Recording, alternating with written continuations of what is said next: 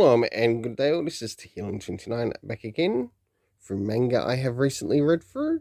And as you can see here, there's quite a number of volumes here. So we'll go through the volumes of what we've got or what I've been reading. So starting off with something, I guess, akin to an indie related manga of sorts called Classmates through Vertical Comics.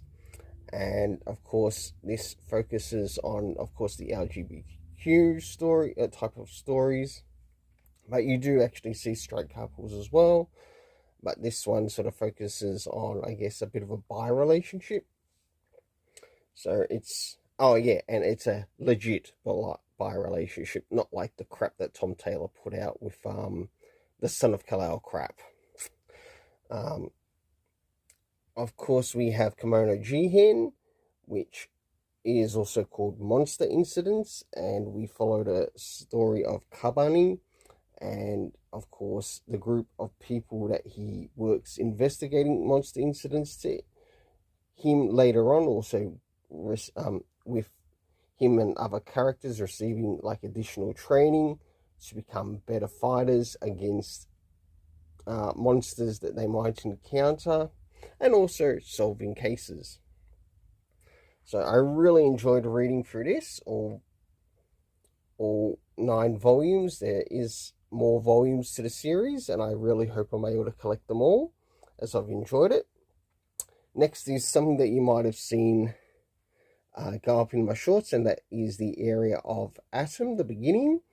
And this is sort of centered on Soma Tezuka's background story of sorts around how the character of Atom, or aka Astro Boy,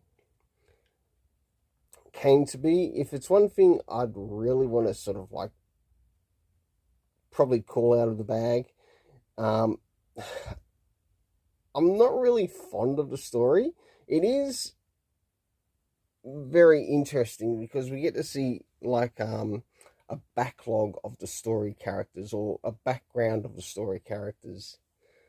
I think if they were to choose someone to sort of like cover the story of Atom, I think it should have actually been Naoki Urasawa, because I really enjoyed how he covered the character of Atom in Pluto.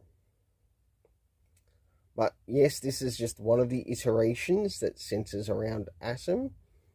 And not only that, it doesn't beat some of the classic anime cartoons that came out for Astro Boy. So,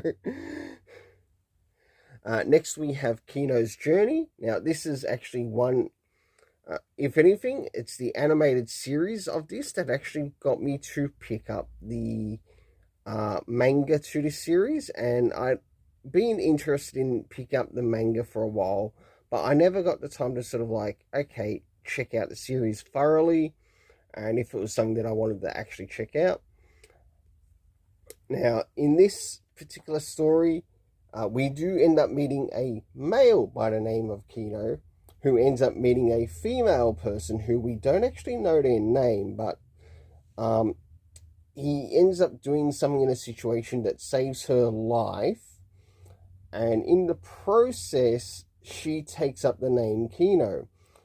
The mystery that sort of like remains around this female character, who's now taken up the persona of Kino, is what is her actual real name? I think there are some clues throughout the story to what her real name actually is.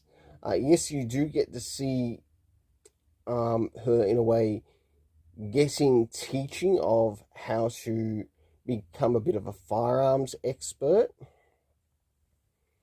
but also in the process we also get to see how she's sort of like somewhat not liked, because the person who protected her, his mother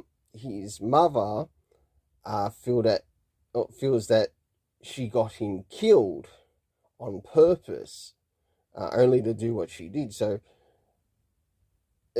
It's very interesting, but let me say one thing: the character ain't no Mary Sue, not like Ray Palpatine. Um, and of course, there's 8 volumes to this series. Of course, we move into some rom-com related stuff, and of course, a little bit of LGBTQ type stuff. And last but not least, we have Home Far Away, Boy Meets Maria, which sort of feels more a bit of a one-shot, but also feels that it might be more of a story to hear. And also My Love Mix-Up, which My Love Mix-Up Volume 1 reminds me a little bit like Blue Flag, but the setting is different. So now is time to move into the area of the rating of the manga series that I've read through. So starting off with Classmates, I want to give that a 7.5 out of 10, as it does require some mature content. Next is Kimono Jihen. I really enjoyed this, as I also enjoyed the animated series. The only problem is, give me a season 2 of the animated series, because there's more to this story that I want to see on screen. For this, I will give an 8.5 out of 10, just for all of what I've read through. Moving into the area of Atom the Beginning. Like I said, I'm not too fond of this series. I like what they're trying to do, but I'm afraid to say that I'm going to have to give it probably an average of a 7, maybe close to a 6 to a 6.5, depending on which volume you read through.